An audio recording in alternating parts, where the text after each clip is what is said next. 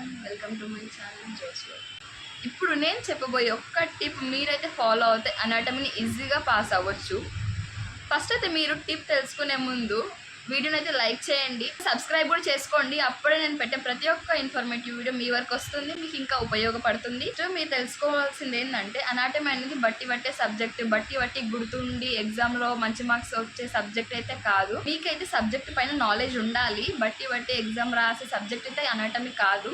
Physiology అంటారా, concept గుర్తుపెట్టుకొని రాయొచ్చు, కానీ అనాటమీ అలా కాదు. మీకైతే ప్రతి ఒక్క సిస్టమ్ గురించి తెలిసి ఉండాలి. సిస్టమ్ గురించి మీకైతే స్ట్రక్చర్, లొకేషన్ అన్నీ అయితే తెలిసి ఉండాలన్నమాట. ఇప్పుడైతే మనం లేట్ చేయకుండా ఫస్ట్ టిప్ ఏందో తెలుసుకుందాం. ఫస్ట్ అయితే మీరు ప్రతి ఒక్క క్లాస్ని మిస్ అవ్వకుండా వినాలి. రెగ్యులర్గా క్లాసెస్ వినడంతో పాటు నోట్స్ కూడా ప్రిపేర్ చేసుకోవాలి.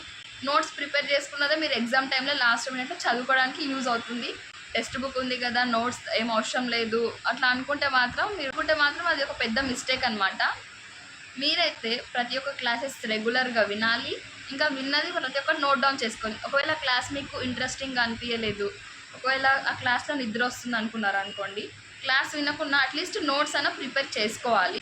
లాస్ట్ మినిట్ ఎగ్జామ్ టైంలో ఆ నోట్స్ చదివితే, రివైజ్ చేసుకుంటే మీకైతే అర్థమవుతుంది. కానీ నిద్ర వచ్చింది అనేసి నోట్స్ కూడా రాసుకోకుండా ఉంటే తర్వాతకి టెక్స్ట్ బుక్ చదివితే మనకు అర్థం కాదు. ఒకవేళ క్లాస్ వినేటప్పుడు మీకు నిద్ర వస్తే క్లాస్ వినకుండా అట్లీస్ట్ నోట్స్ అయినా ప్రిపేర్ చేసుకోవాలి. ఆ నోట్స్ మీరు తర్వాత కన్నా చదువుకుంటే మీకు అర్థం అవుతుంది అనమాట. ఆల్రెడీ వాళ్ళు ఇచ్చే నోట్స్ మనకు కన్సైజ్గా అర్థమయ్యేటట్టు ఉంటుంది కాబట్టి లాస్ట్ మినిట్ చదువుకోవడానికి యూజ్ అవుతుంది. టెక్స్ట్ బుకే చదవాలి, కానీ లాస్ట్ మినిట్లో ఇంకా ఎగ్జామ్స్ ముందు అయితే మీకు రివిజన్కి అయితే నోట్ బుక్కే యూజ్ అవుతుంది. టెక్స్ట్ బుక్ అస్సలు యూజ్ కాదు, 100% గ్యారంటీ. దాంతోపాటు ఎగ్జామ్లో డయాగ్రామ్ అనేది వేయాలి. తప్పకుండా అనాటమీలో డయాగ్రామ్స్ అనేవి వేయాలి. మీకు 5 మార్క్స్ ఆన్సర్కి ఓన్లీ కొంచెమే గుర్తుంది, 2 మార్క్స్ ఆన్సర్ అంతానే గుర్తుంది, పర్లేదు. 2 మార్క్స్ ఆన్సర్ అంతానే ఆన్సర్ రాసి మిగతాది డయాగ్రామ్ వేయండి. డయాగ్రామ్ కూడా గుర్తులేదనుకోండి, రఫ్ డయాగ్రామ్ అన్నా వేయండి అట్లీస్ట్. అప్పుడు మీరు ఈజీగా పాస్ అవుతారు. ఇదే టిప్ అనమాట. బట్టి పట్టకుండా అనాటమీని అర్థం చేసుకొని చదివితే ఈజీగా పాస్ అవుతారు. సో ఈ టిప్ అయితే మీకు యూస్ఫుల్ అవుతుంది అనుకుంటా. యూస్ఫుల్ అవుతే మాత్రం పక్క వీడియోని అయితే లైక్ చేయండి, ఇంకా సబ్స్క్రైబ్ చేసుకొని ఇలాంటి వీడియోస్ చాలా రాబోతున్నాయి అనమాట. ఇంకా ఫిజియాలజీ, నర్సింగ్ ఫౌండేషన్, ఇంగ్లీష్ చదవాలా, ఇంగ్లీష్ కాలేజ్ ఎగ్జామ్ చదవాలా అని మీకు డౌట్ ఉండొచ్చు.